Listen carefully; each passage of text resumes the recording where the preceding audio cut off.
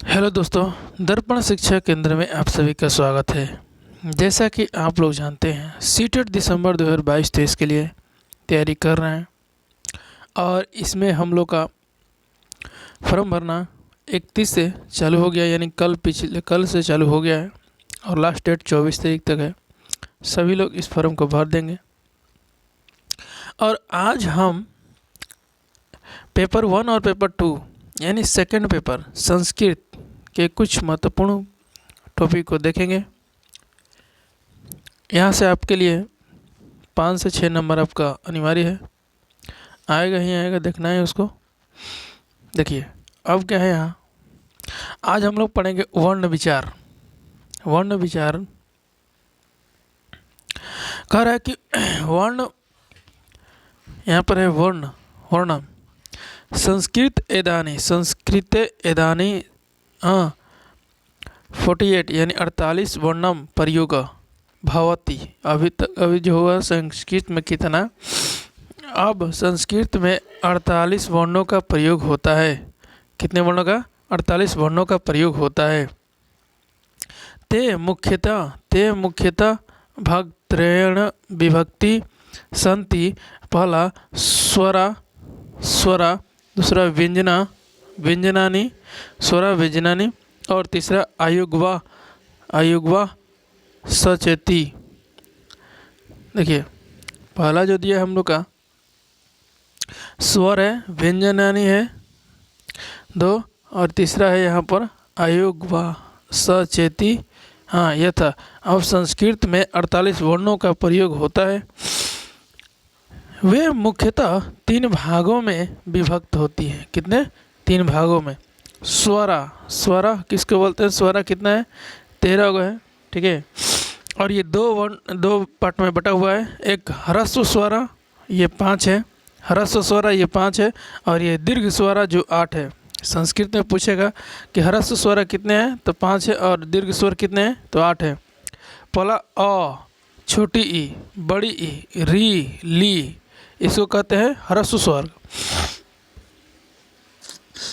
और दीर्घ स्वर में जो कहते हैं जिसको आ, बड़ा ई, बड़ाऊ, री, ए, ऐ, ओ, औ, इसको क्या कहते हैं? दीर्घ स्वर कहते हैं, ठीक है। अब देखिए व्यंजनानि का मतलब होता है व्यंजन। व्यंजनानि का मतलब क्या होता है? व्यंजन। ये कितने हैं? 33 है, ठीक है। व्यंजनानि 25 यहाँ पर है। इसको भी 2 भागों में बटा गया है। व्यंजनानि, हाँ, वर्णीय व्यंजनानि यानी वर्ण के व्यंजनानि कितने होते हैं? 25 होते हैं। जिसे क कहते हैं, ख, ग, घ, अंग, हाँ, च, छ, ज, ये जो दिया है क से लेकर अंग तक, च से लेकर यहाँ तक।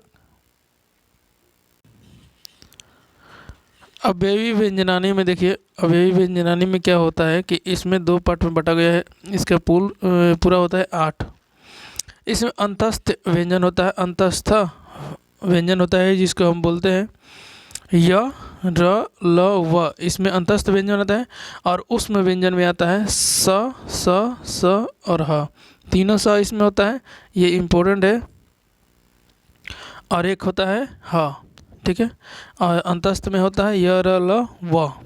ये हिंदी और संस्कृत दोनों में आता है। आगे देखिए अयुग्वा हो, इसका मतलब अयुग्वा 2 गो होता है। संस्कृत में अयुग्वाह कितना होते हैं? 2 होते हैं, ठीक है। एक अयुग्वाह को बोलते हैं अनुस्वार और एक को बोलते हैं विसर्ग। किसको बोलते हैं?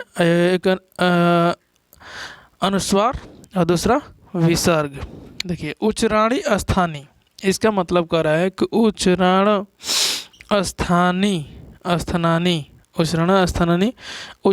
स्थान, ठीक है।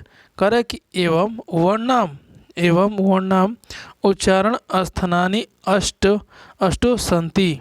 इसका मतलब ये हुआ कि इस प्रकार वर्णों के उच्चारण स्थान जो होते हैं 8 होते हैं। कितने होते हैं? इस प्रकार मतलब कि इस प्रकार वर्णों के उच्चारण स्थान कितने होते हैं? 8 होते हैं। उर, कंठ, सिर, जीवा, मूलम, दंत, नासिका, ओष्ठम, तालु, ठीक है। आगे देखिए कह रहा है अब कि ये उच्चारण स्थान उत्पत्ति कहाँ से होती है और वर्णों की संज्ञा कौन सी है। ठीक है, क जो दिया हुआ है यहाँ पर अ आ हाँ क से लेकर ज्ञ तक और ह और विसर्ग, ये जो होता है कंठ से होता है। कहाँ से? कंठ से। और इसका संज्ञा वर्णा संज्ञा का मतलब होता है कंठाय। ठीक है, उत्पत्ति स्थान होता है कंठ से।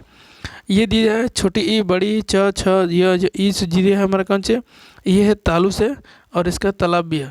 ठीक है, और ये री दिया है टस दिया है, ये सब दिया है र स य, ये मूर्धा से होता है और ये मूर्धन्य होता है। और ये जो दिया है किसे, दंता से होता है और ये दंती होता है।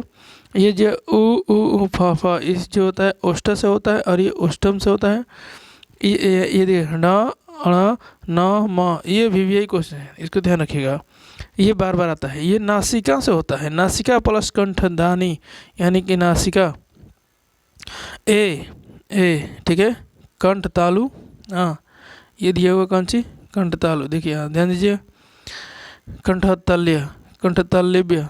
ठीक है, ओ ये क्या है, ओष्ठ कोष्ठ और कोष्ठ से होता है।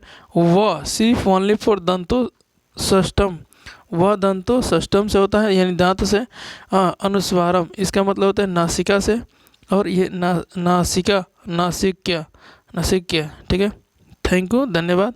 समझ गए होंगे ऐसा करते हैं आप लोग, इसे ध्यान से समझें और अपने दोस्तों के साथ शेयर करें, सब्सक्राइब करें, लाइक करें और अपने कमेंट में जो भी विचार हो, जो समझ में नहीं आए उसको बताएं।